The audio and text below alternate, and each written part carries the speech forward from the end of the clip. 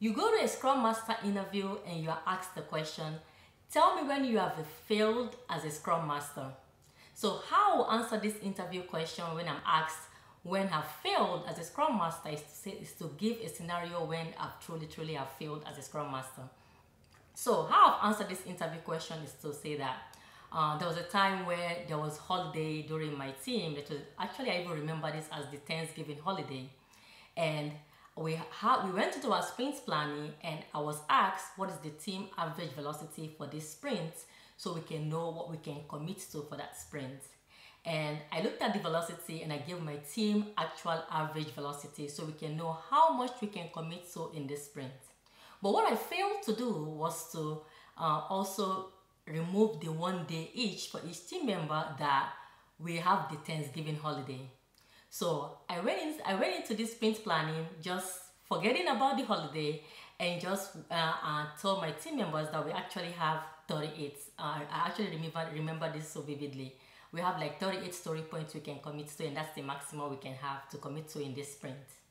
And my team went on to commit to like what I told them about the availability or velocity we have for the sprint, failing to realize that I did not subtract the holiday that's part of this 2-week sprint. And my team went on, and halfway through the sprint, and we realized that there was holiday and a lot of team members already have like 2 days or days off, and we are in a jeopardy of not committing our sprint goal. And I went back looking at, okay, what happened? So how could we be able to commit to our regular amount of work, and there's still a lot of items to do. We are not able to complete some of these tasks. And I was like, oh my God. So I failed to remove to get my team to commit to less than our average velocity, because I have to also account the fact about the holidays. And I literally failed my team because I was asked the question. I went on and gave my team the irregular baseline of our velocity where we can commit to in that sprint, but I failed to remove the holiday in that availability of the 38 story points.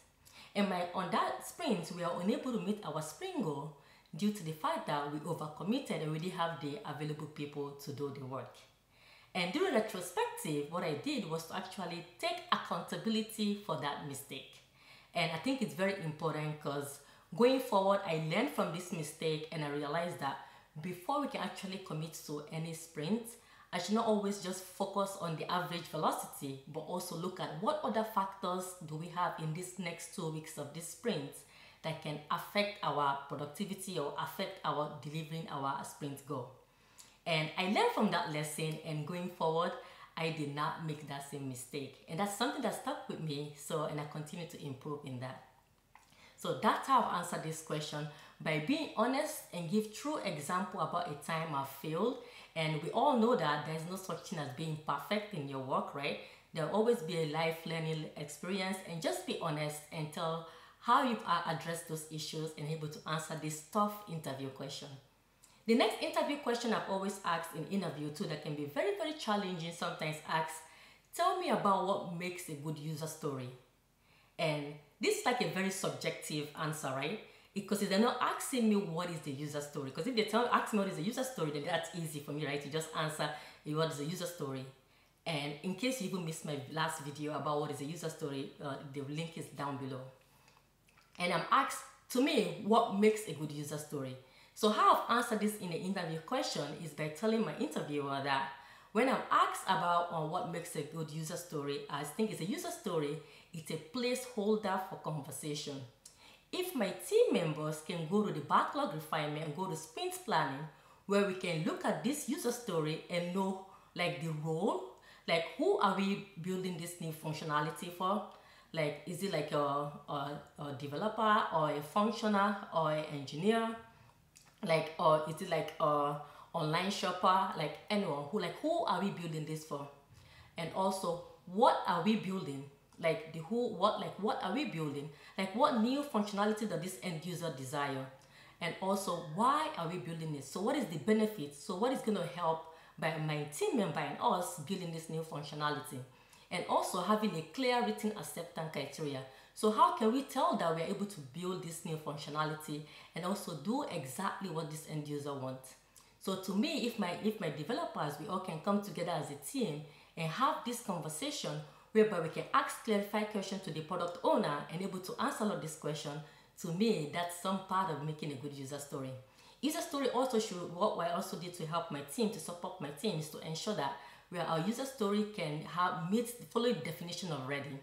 We have the definition of ready, this checklist to help prepare us to ensure that we have the right and everything needed for us to commit to this user story in the sprint planning. So the user story should be independent, right? So there should be no dependency among it.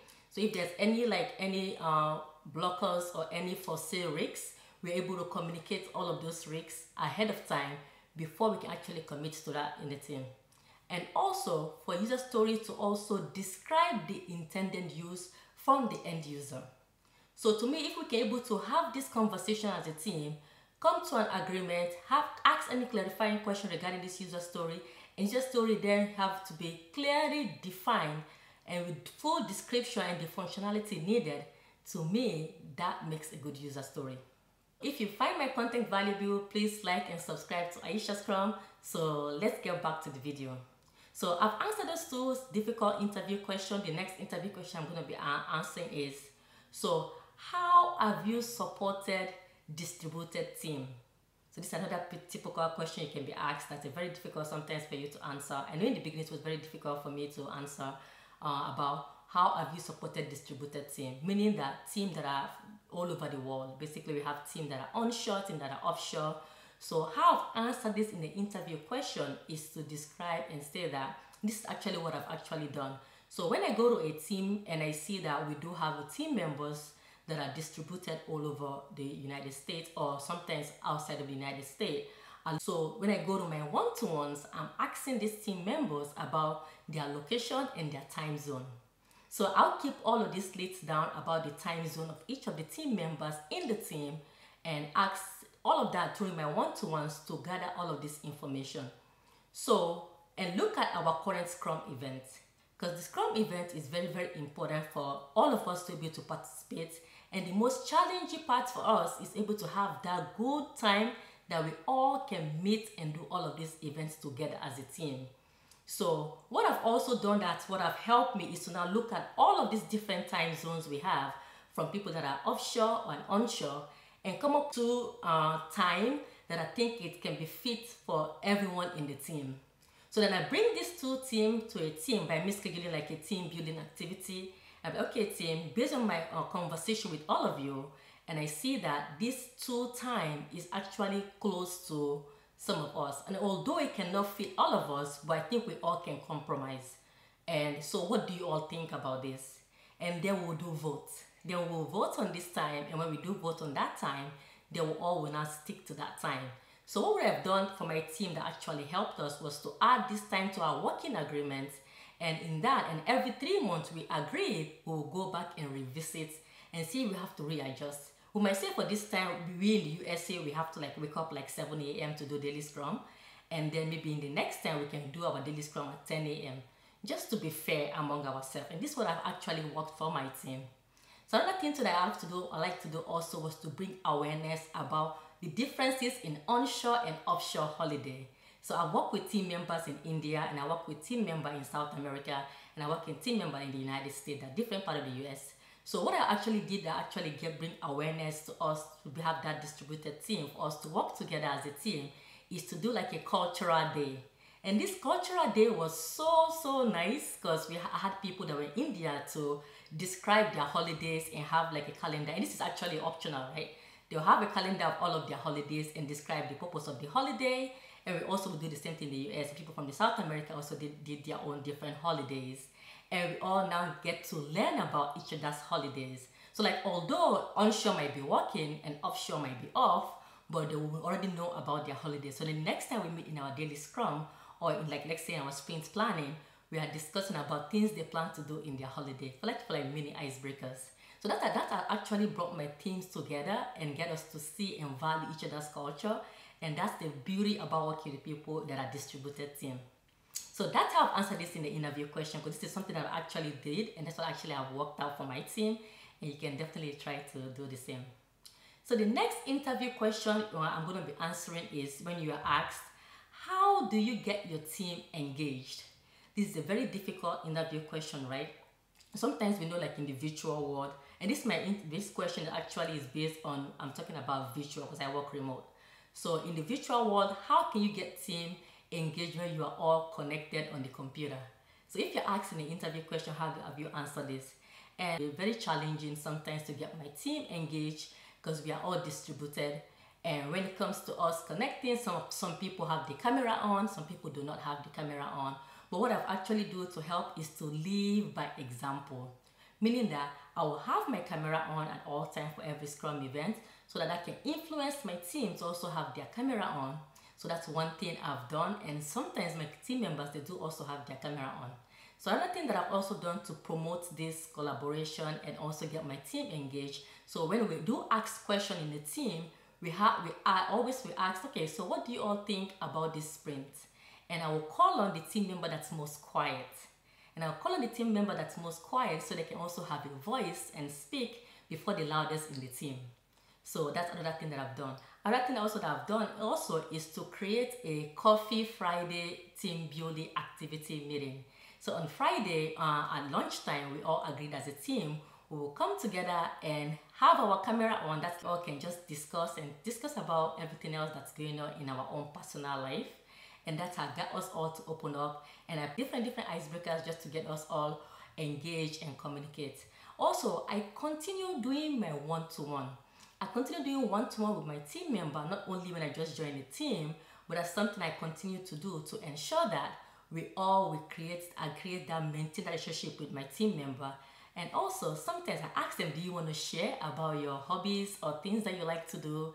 Sometimes people will share. Other thing I also like to do is to incorporate personal hobbies about the team and incorporate those in our meetings, especially in retrospective. So one thing I asked my team member, if this sprint was vegetable, what vegetable would it be? And everyone started to laugh because I know a lot of the team members, I was sarcastic about that. A lot of the team members already told me that they don't like vegetables. And they're like, oh really, Aisha, you're asking about vegetable when you know we don't like vegetable. So little things like that, I get my team to open up and do engaging activities, you know, do like little team building activities here and there and just get things fun, you know. And I already like created that safe environment where we all can be open and communicative and see ourselves as we are all as one because we all have this common goal. So those are things I've done to get my team engaged and collaborative. So another interview question that I'm going to be answering is, if your team continue to have a spillover, what would you do as a Scrum Master? This is a very important question, right?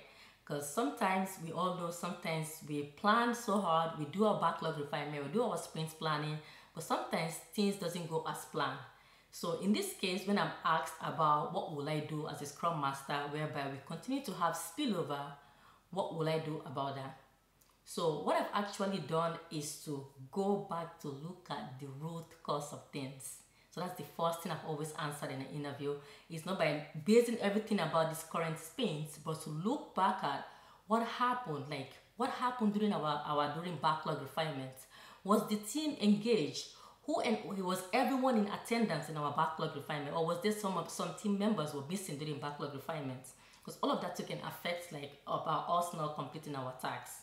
Do we have any holiday in that sprint? Was the holiday like people like sometimes can be in their holiday mode where we plan for work, and sometimes during that the people will take longer than planned holiday in our team. So I'll assess that. I also assess the user story itself. Was the user story fully described? Were there acceptance criteria in the user story? Was the product owner available to answer some of our questions? Did we have any blockers? Were there any dependency that was preventing my team from completing the tasks during this sprint?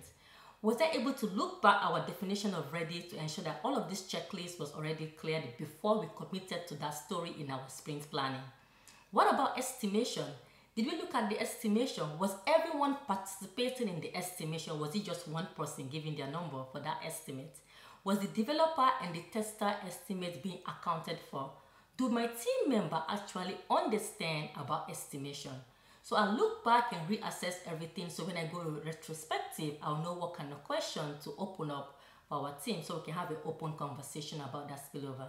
So after doing that, then we looked at, and particularly this actually happened, and I looked back, realized that we also had like this dependency from a different team, and this team, we were 100% sure we're going to get this cleared out in the middle of the sprint, and unfortunately the team member was unable to clear that, and that's the reason why we had that spillover.